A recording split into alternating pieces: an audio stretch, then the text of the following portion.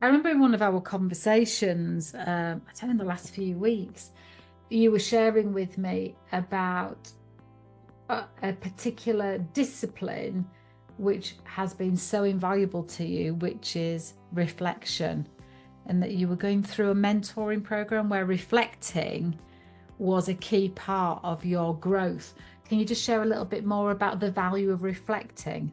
Yeah, of course. I think mentoring's always been a massive part of my life as a mentee or mentor.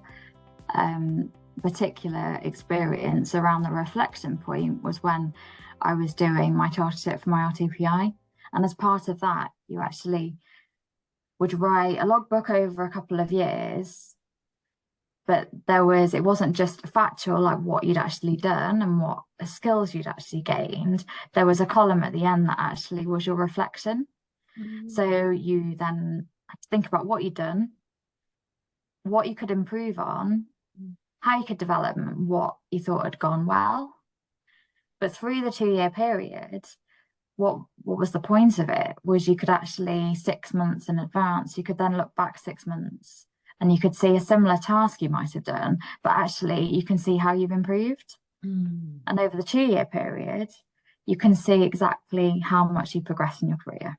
Mm. Now, that at the time, it's like massively, I think, because you're so hung up with doing the chartership and doing the assignments, you don't think actually how valuable that is. But I think later on in your career, when maybe you're feeling that maybe you've not progressed as much as you wanted to, or you're feeling a bit stuck, actually taking a step back and thinking about where you were even 6 months ago, Mm. you will have improved.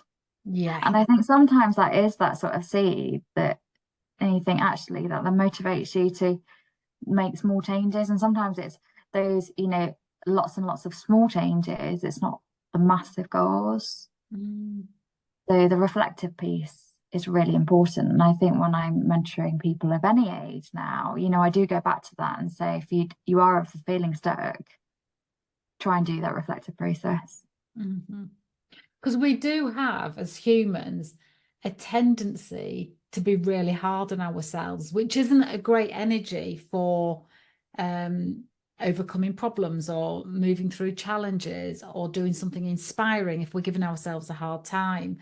And I think reflecting on who you are, what you've done, what you've achieved, what people have said about you to you, what Hmm. testimonials you've had, what recommendations on LinkedIn that you've had, the promotions that you've had, the things that you know today that you didn't know a year ago.